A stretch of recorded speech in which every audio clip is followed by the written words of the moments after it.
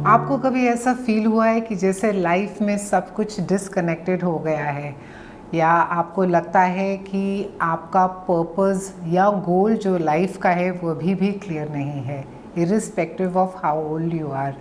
क्या आप अपनी आइडेंटिटी धीरे धीरे खो रहे हैं, या आपको आजकल या थोड़े टाइम से काफ़ी लोग ये कॉमनली कहते हैं कि सारा टाइम कहाँ खोए रहते हो?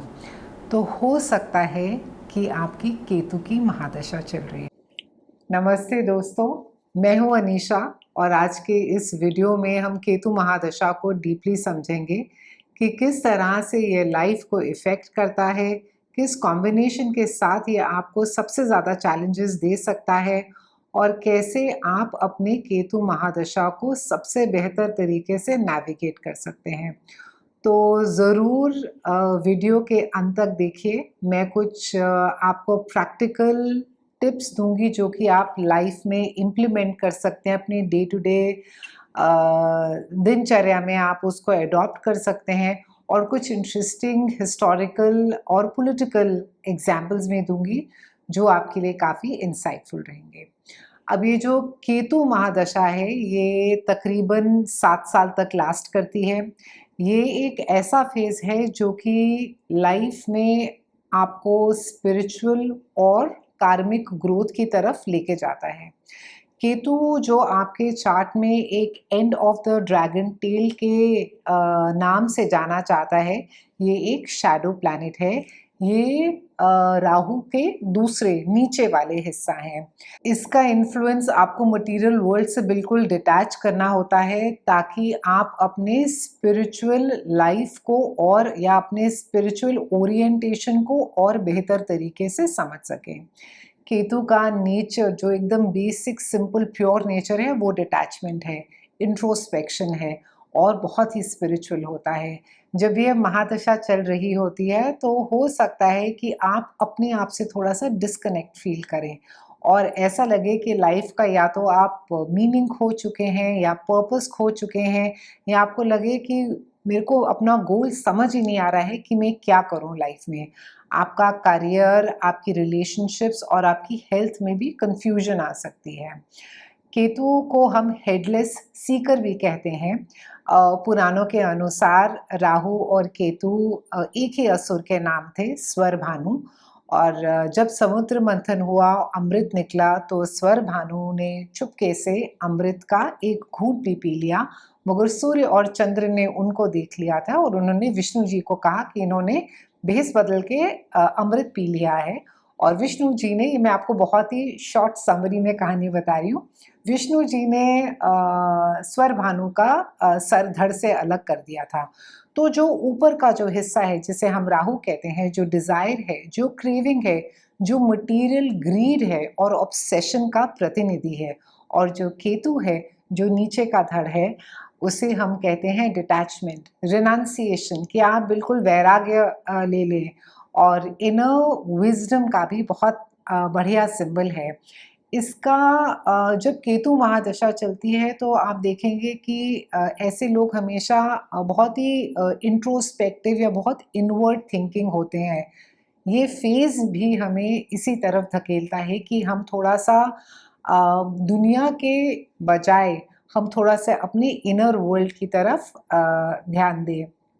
मैं आपको थोड़े से टिप्स दूंगी कि जब किसी की, बहुत ही जेनेरिक टिप्स हैं, कि जब किसी की केतु महादशा चल रही होती है तो क्या मतलब सिंपल से पहचान, आप कैसे उन चीज़ों को पहचान सकते हैं।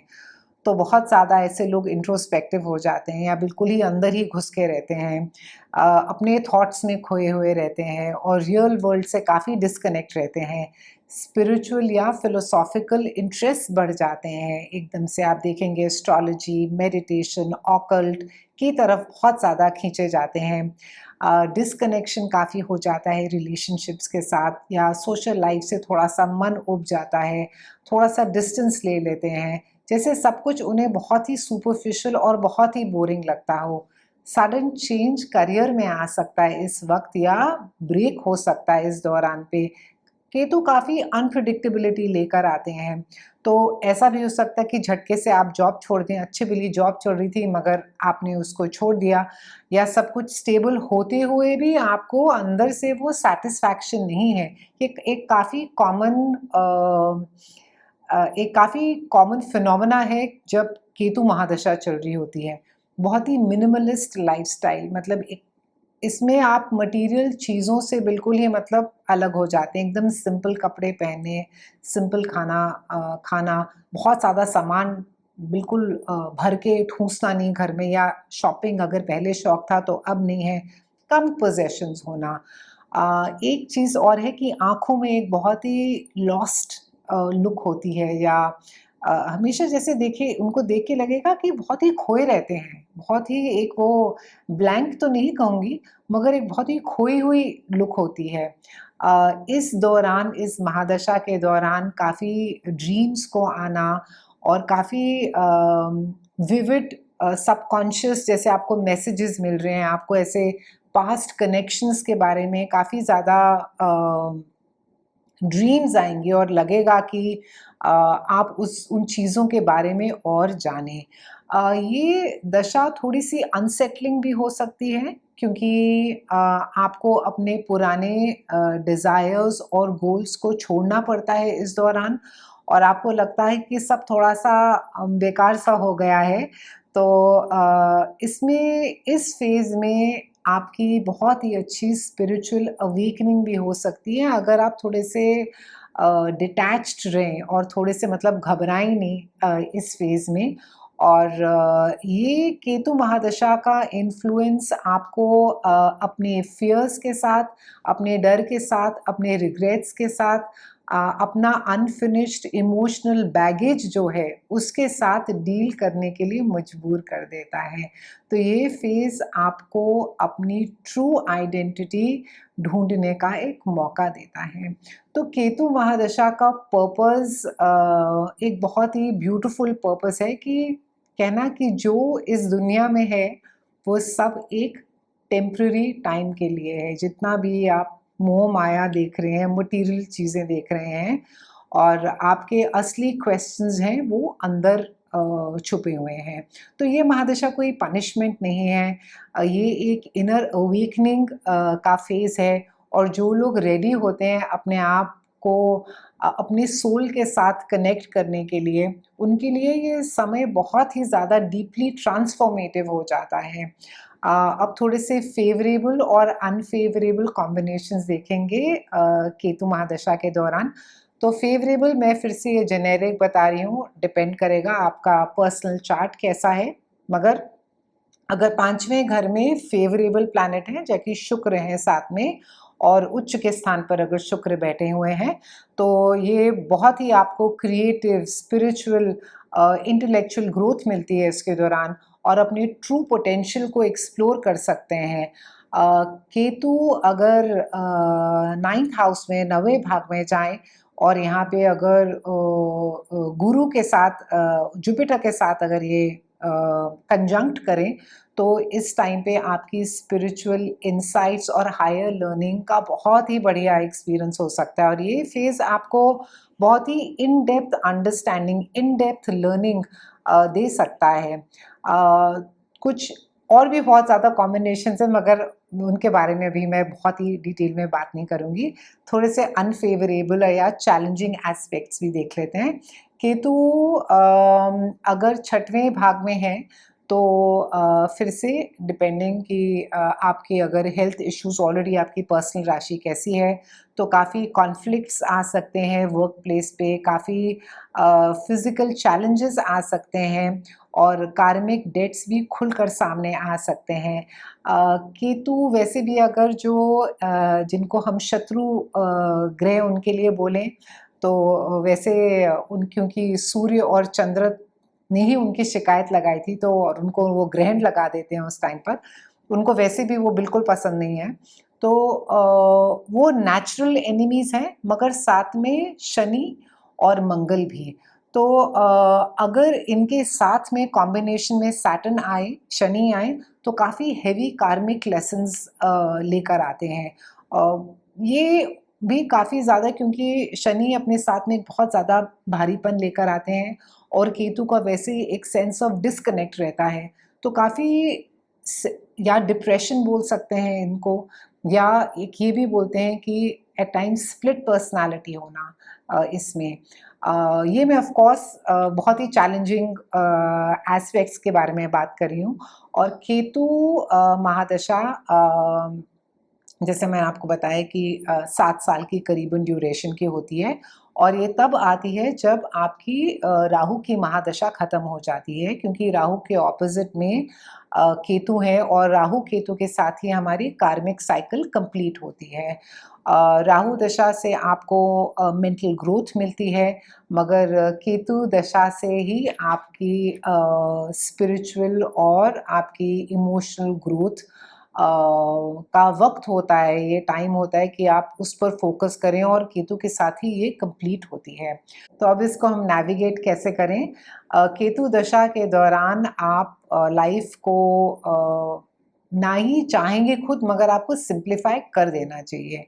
ये फ़ेज़ आपको अपने emotions, fears, past life Karma जो है, पैटर्न्स जो हैं, वो सब फेस करने के लिए आपको थोड़ा-सा स्पेस बनाना चाहिए, और ये अपनी आपकी इनर जर्नी को समझने के लिए है, जो आपने डिसीजंस लिए, जो आपके रिग्रेट्स हैं, जो चीज़ें आपने की, एंड लाइक आई सेड कि कई बारी डीप साइकोलॉजिकल पैटर्न्स भी सरफेस होके आते हैं इस वक़्त। तो कुछ सिंपल माइंड शिफ्ट्स आप कर सकते हैं, एनर्जी अलाइनमेंट्स कर सकते हैं कि थोड़ा-सा अटैचमेंट से दूर रहिए, अपने मटीरियलिस्टिक डिज़ायर्स को थोड़ा-सा मतलब छोड़िए। बहुत ही ज़्यादा अगर ऑब्सेशन है आपका पैसा खर्चने का कि भई शॉपिंग करनी है, भरते जाना है, तो ये चीज़ आपको थोड़ा-सा केतु के जब महादशा होती है, ये तकलीफ़ देगी। तो आप पहले से ही डिक्लटर करना शुरू कर दीजिए, और स्पिरिचुअल पाथ को, अपनी इनर ग्रोथ को पहचानिए।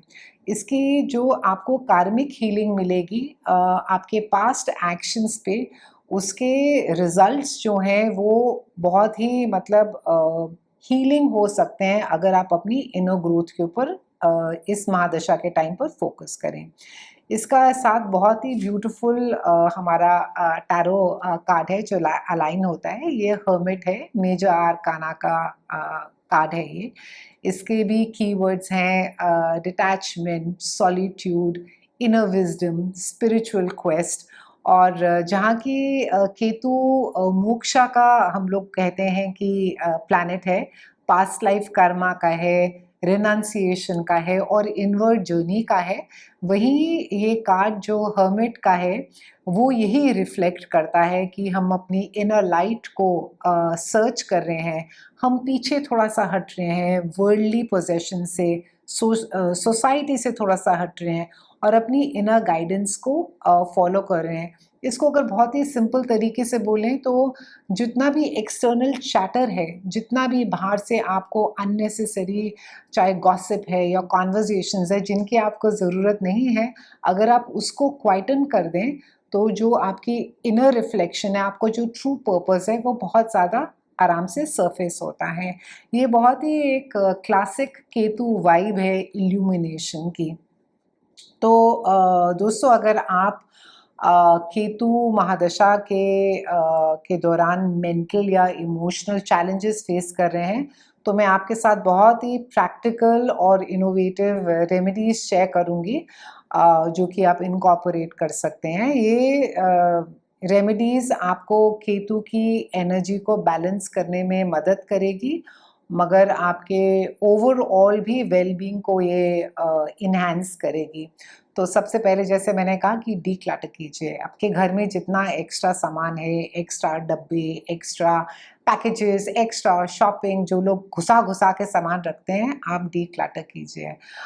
दूसरा, केतु अपने नेचर में डिटैचमेंट और सिंप्लिसिटी को प्रमोट करते हैं। तो इसके लिए आपकी यही जो प्रैक्टिकल रेमेडी है ये आपको बहुत ही ज़्यादा इफ़ेक्ट करेगी। आप जर्नलिंग कर सकते हैं, अपने फियर्स, इमोशंस जो भी हैं आप उनको लिख सकते हैं, सिंप्लीफाई कर सकते हैं।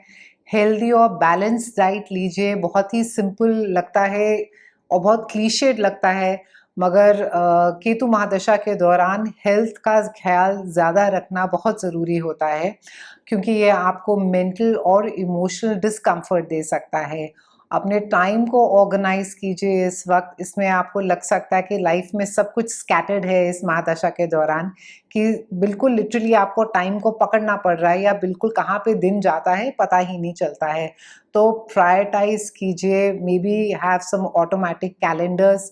ग्रैटिट्यूड को प्रैक्टिस कीजिए। अगेन बहुत क्लीशेड है, मगर इस टाइम पे पॉजिटिव्स पे फोकस करना बहुत ही ज़रूरी है। डिजिटल डिटॉक्स कीजिए। डिजिटल वर्ल्ड में ओवर एक्सपोजर से भी आपको मेंटल एग्जॉस्शन हो सकता है। केतु के इन्फ्लुएंस में ये एग्जॉस्शन और कंफ्यूजन बढ़ा सकता है।